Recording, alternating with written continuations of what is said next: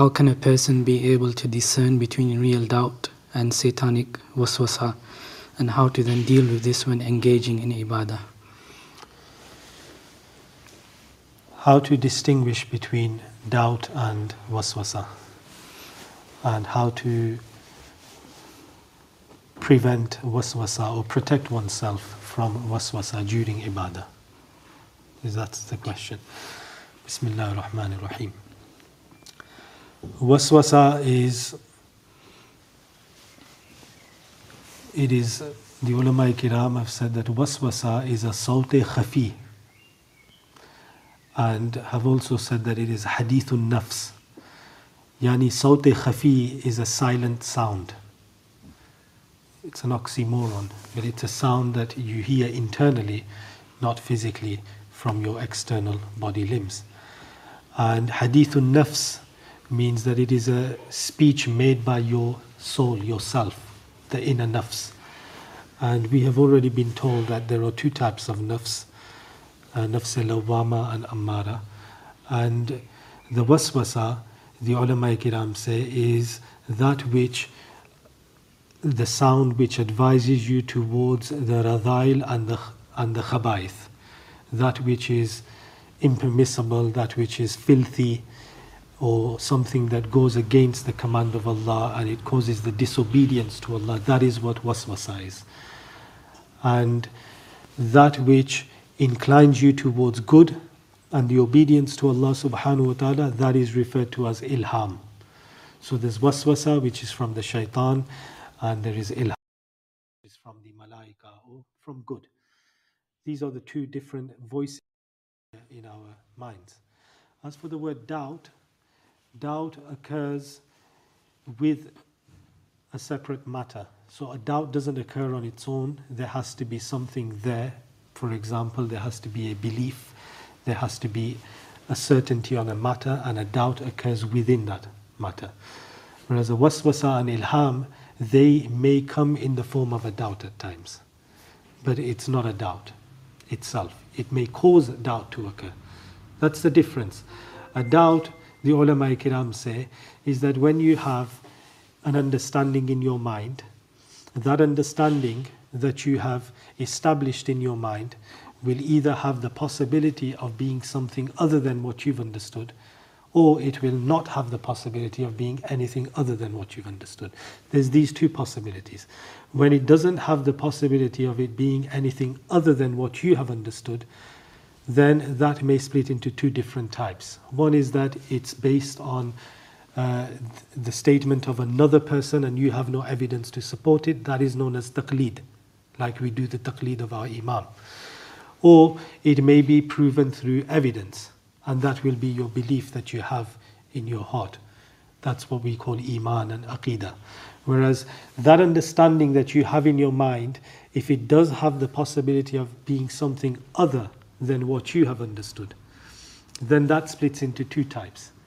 Either that possibility is not overwhelming your understanding, then in that case that possibility will be known as a waham or a zan, which is a futile thought, an assumption. Whereas if your understanding and the possibility of something other than your understanding are musawit tarafain, and both are equally possible, that's what we call shak. That's what we know as shak in its legal form, in its technical form. And when you have a prior certainty that existed before that doubt occurred, then that doubt will not eradicate that prior certainty that you had. So in ibadah, for example, when you are performing ibadah, you are certain that you sat down in qa'dah for the first qa'dah, and you are performing a 4 rakat salah. And then you don't remember whether you've performed 3 or 4 rakat.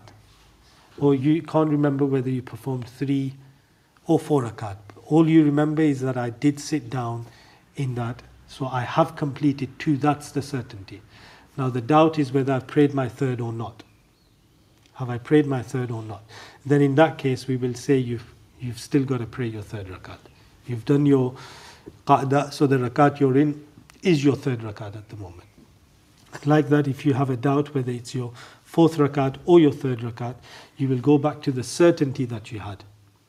And if you had a certainty from before, you will follow that certainty. However, the ulama kiram say that if it's the first time that this has ever happened, if that's not happened before and it's the first time it's happened, then you should pray your namaz based on what you can ascertain and then repeat that namaz.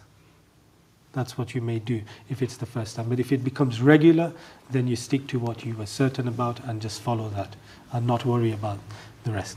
Now this doubt that occurs, whether it's my third rakat or my fourth rakat, this doubt may be due to a waswasa from the shaitan. It is possible that shaitan causes waswasa, causes doubt to occur. But doubt is a separate thing, waswasa is a separate thing. A waswasa can be a doubt. But not all waswasas are doubt. Like that, a doubt can be a waswasa, but all doubts are not waswasa. This is the nisba correlation between the two. That some waswasas are doubts and some doubts are waswasa. Not all waswasa are doubts and not all doubts are waswasa. We understand that? So the two completely different things. As for waswasa, it comes from shaitan and it is from the af'al of the qalb, the heart. The heart has actions, af'alul qalb it's known as. Are we accountable on the Day of Judgment, or in our accounts, book of deeds, will we be accountable for the af'al of our hearts, the doings of our hearts? Or are we accountable for the af'al of our external body limbs? The ulama kiram say that yes, af'al qalb, your doings of your heart, you will be accountable for them. But there are different types of doings of the hearts, af'al qalb. Sayyiduna Imam Ghazali, Imam Tibi in the Sharh of Mishkat, Imam Ghazali in his Ihya al-Ulum, Imam Tibi has recorded from, in fact, Mullah Ali Qari. Mullah Ali Qari in his Sharh of Mishkat recorded from Imam Ghazali from his Ihya al-Ulum that from the heart, or the process of the heart, from a thought that comes into the heart from doing the action, there are 4 stages. Imam Ghazali says that the first one is known as a khatir, and that's the khataratul qalb, those khatarat that occur upon the heart, those thoughts that appear in the heart. And he says that if these are good and they lead towards good, then these are ilham. And if these are not good, they lead towards razail and khabaith, then this is what we call waswasa. This is waswasa, and you are not accountable for it. The Prophet Muhammad sallallahu alaihi wasallam in several ahadith said that Allah subhanahu wa ta'ala has forgiven my nation for the waswasa that occurs on the heart. So those khatarat that occur, they are forgiven. He says that the second stage is known as hayajan. And hayajan is mailut taba. It is the inclination of your inner self towards that thought. So for example, you see something desirable and it's haram. And the waswasas occurred that there is something desirable and it is haram over here. Go towards it. And that's the waswasa that's come in your heart. The second stage is hayajan, which is mailut taba. Then you feel inclined towards doing that.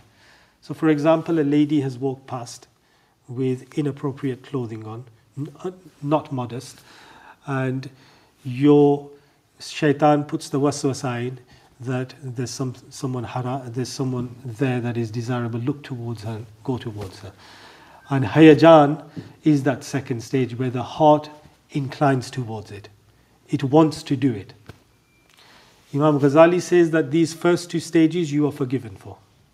These are natural and you are forgiven for them. The first one is the waswasa, the mailut tab occurs naturally after that. The only reason why we are rewarded for abstaining from these is because naturally we are inclined towards them. If we weren't naturally inclined towards them, what would we be rewarded for? What greatness would there be in a pious person if he had no desire towards musical instruments? If he's abstaining from it, what's so good about it? Because he doesn't feel inclined towards it. If he doesn't feel, the fact is that Imam Ghazali says that your nafs has to be inclined towards it. And if someone says it's not, then he's a liar. Your nafs is inclined towards the sound of music, and what you are rewarded for and what you gain greatness in is abstaining from that. So you receive the waswasa and you know that this is leading me towards disobedience to Allah and towards haram and that which is filthy or radil, yani which has no honor and respect in it, then you've got to abstain from it. That's the waswasa, you've got to abstain from it. After that comes the iradatul qalb or the tasmimul qalb, where you make an intention to go and pursue that haram or that desire. That you will be accountable for. If you pursue, you will be accountable for it. And if you don't pursue, then you will be rewarded for it. So even in the third stage, when an individual makes that tasmeem of the qalb, that I want to go and do this, but then he doesn't do it, he will be rewarded for it. But if he does go and do it, he will be sinful. And if he doesn't, he's still safe. He's not sinful for that. But the fourth stage is azm. It is the azm of the heart where one makes a firm intention that I am going to do this. They will be sinful for that. They will be sinful for that. And even that, the mercy of the Prophet ﷺ in this ummah is that even that, when you decide not to do it and not carry out the action, you will be forgiven for it. Those are the afal of the qalb. After that comes the stage of actually doing it or not doing it. That's not the doings of the heart, that's your body. But afal qalb, the wasawis that occur in the heart, they are forgiven. And the way to recognize them is that they will lead you towards that which is forbidden, that which is dishonorable, that which is filthy. That's a waswasa. And the way to abstain from them is by gaining knowledge, knowing what's haram and what's halal, what's right and what's wrong. After gaining that knowledge, you know that this is inclining you towards haram. That's what you've got to abstain from. And the ulama kiram say that you will not be accountable for the khatarat in your heart illa ma mastaqarrat, but that which has made a place for itself in your heart. Yani then you've started fantasizing about it. So that waswasa that entered your heart, you have allowed it to stay there and it's made its place there, and now you're fantasizing about it. Now that becomes haram and you will be sinful for that. So once it becomes mustaqar, yani it becomes established in your mind and you continue to think about it, you fantasize about it, then that waswasa has led to a stage where it's become haram and you will be sinful for that. So that's what waswasa is. As for doubt, doubt is a separate thing, but a waswasa may cause doubt to occur. But doubt is when you are unsure about certainty. In a matter you are not certain, or something has caused your certainty to be shaken and you are not sure about it. The way to get rid of waswasa is to recite Surah Falaq, Surah Nas, especially Surah Nas has been revealed for this. Surah Nas is to do with waswasa and the whispers from shaitan and from maradatul jinn. So the evil whispers don't only come from shaitan, they also come from humans. And that's why it says in the end, minal jinnati wan nas, from amongst jinn and the man. So waswasa comes from both. So even the human that's advising you towards haram and ill things and towards razail and khabais, that is also a waswasa. So you must abstain from it. In namaz, the way to abstain from it is to ensure that you perform ablution in the best way. You perform all the sunan and the mustahabbat of ablution. Make sure that you have completed your ablution. Water has flown over all the parts of your skin that have to be washed in ablution. Once you have fulfilled that, then when you stand in front of Allah subhanahu wa ta'ala to perform your salah, before you start your salah, make sure your intention, your niyat is complete. Because the ulama kiram say that intention is the key to your worship. If your intention is not good, your worship is not rewarded. You will not be rewarded for your worship if there is no intention in it. And the ulama kiram, they used to, many have said that they would spend more time ensuring the intention is sound than the actual worship. So if it took them 15 minutes to perform 4 rakat salah, it would take them 20 minutes to make sure the intention is right before they start. So intention is very important. Make sure your intention is valid. And then when you start your namaz, you've got to pray. The Prophet Muhammad sallallahu alaihi wasallam said, "U'budillaha ka'annaka tara." Worship Allah as though you are seeing Allah. You should be completely conscious about Allah subhanahu wa ta'ala's existence, the power, strength, sight, hearing, the nur of Allah subhanahu wa ta'ala being present everywhere.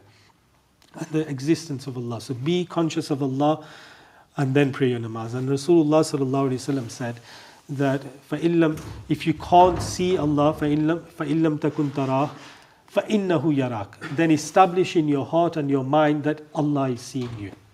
And that's how you pray namaz. Be conscious of Allah.